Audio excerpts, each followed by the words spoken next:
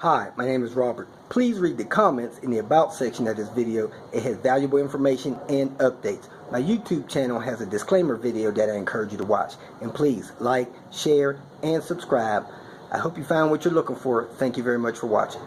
I wanted to make this video to give you a few tips when doing a headliner, especially in the Volvo 850s with the ECC climate control system. Now here's the headliner I pulled from my car. It wasn't extremely bad, but it was only a matter of days. It was getting worse by the weeks. As you can see, there was pooching coming out here and some other spots down in the headliner.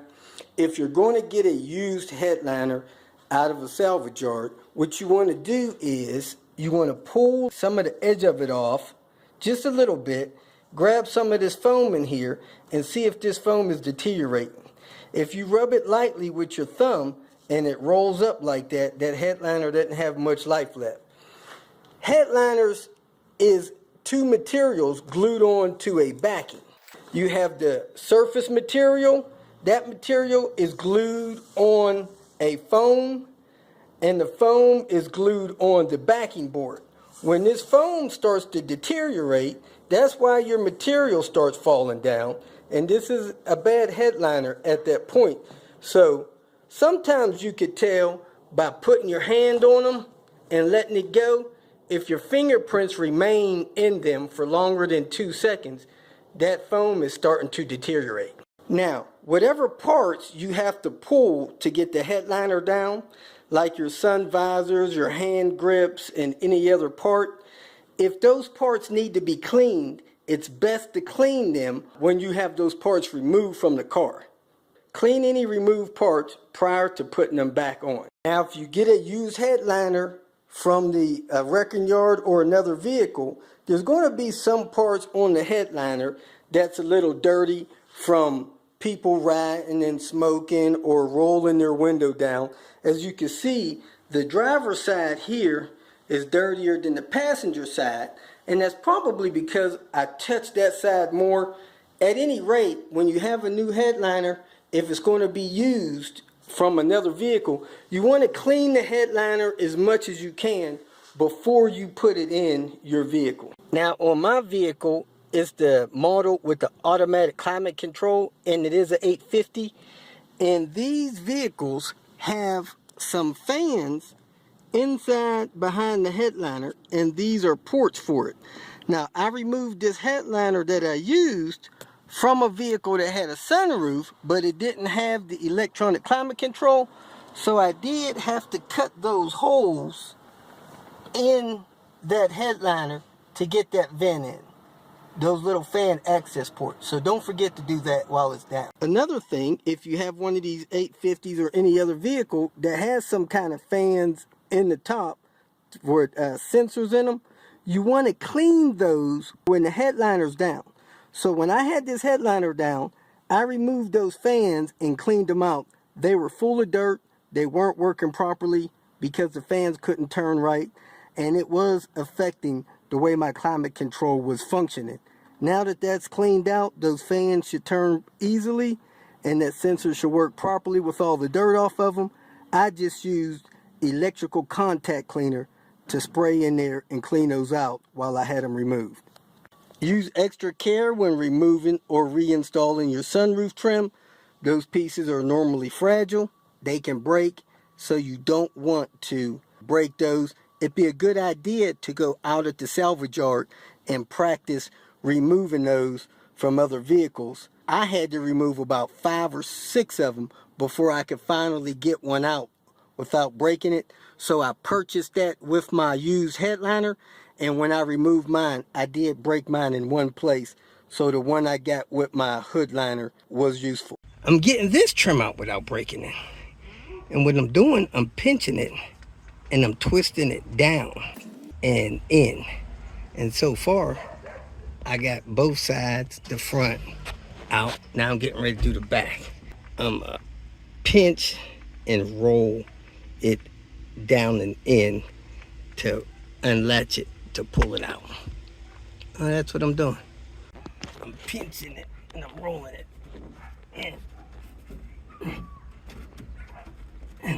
just unlatching.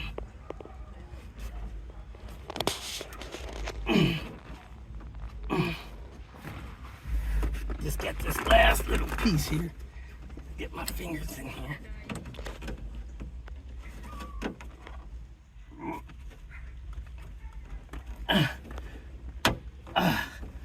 That's it. Got the whole thing out without breaking it.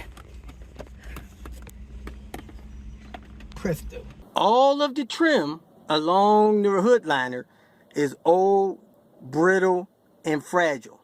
So use extreme caution when pulling these trim pieces down. Use 2 hands, and you may want to practice removing them on a vehicle in a salvage yard, because if you break, you're going to have to find some used ones to replace it. A lot of car manufacturers no longer carry these pieces because the vehicles are old. So use both hands when removing them. It'd be a good idea to go to a salvage yard and practice removing them so you don't break any. Now, I cleaned mine as best I could. It came pretty clean, so I'm satisfied with it.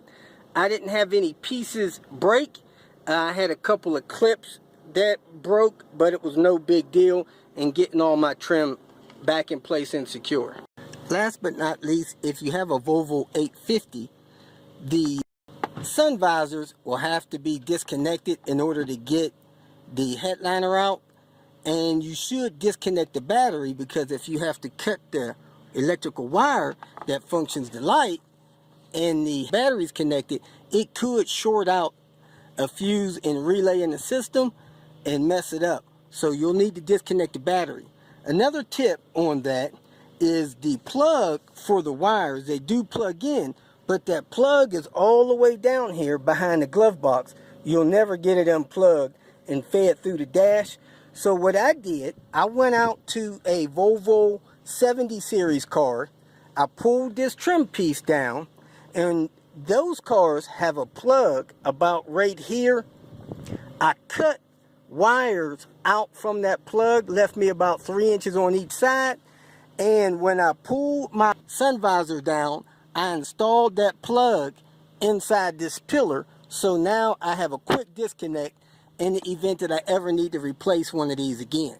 So if you have an 850, you want to get some kind of wire harness for 2 wires so that you can put you a quick disconnect inside that A-pillar. There are normally wires for your dome lights and other electrical things taped to the top of the headliner. Make sure you have some new tape, duct tape, or some other kind of tape to re-secure those wires inside the headliner. You don't want those wires moving around and making scratchy noises and stuff like that while you're driving. Did the headliner on Lemonade. Beautiful. Use a suede material. I kind of have mixed feelings about it because it leaves a lot of fingerprint stuff like that, but it sure feels good when you touch it. We use a better quality headliner material and a different glue, and it turned out really nice. A couple of new tips to getting trim and stuff like that out of this 850 without breaking something. The trim that goes along here, I twisted it toward the roof. The bottom end and toward the roof, it popped right out. Fake suede material. That thing feels good. Look at that nice thick foam. I decided to be the guinea pig on this contact cement to do the headliner here in Lemonade. So far it's holding up great. It does say it's new formulated, stronger than before. It does not have the word headliner on here, but the people that sold me the headliner material swears that all the people that come do headliners, they use this spray. Now, I will say this. It did not go as far as the spray I normally get. And that spray is 14 ounces, so let me see what a normal can is. And that's why these cans are 18 ounces. I will say this. These are easier to spray to me than those was. I did not like this trigger thing. If I wasn't holding it just right, it wasn't spraying. So that's going to be the difference. I use 2 entire cans doing the headliner and the wagon. Usually I use about 1.5 cans of that stuff.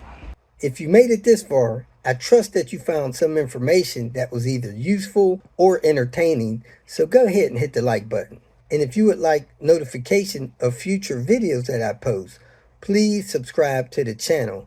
I appreciate your support. You can follow me on other social media apps by looking for @RobertDIY. Some form of that should bring up the other channels that I have on places like Twitter, Facebook, Instagram, and so forth. If for some reason you need some more personal help, go to my website at robertdiy.com and use the phone number that I have posted there to send me a text message, or you can email me. If you have questions or comments, please make a comment below. And if you'd like to make some kind of financial contribution to what I got going on here, go to my channel and hit the more link at the end of the introduction statement, and it'll show you different ways that you can support me financially. Again, thanks for watching. I hope you have a great day.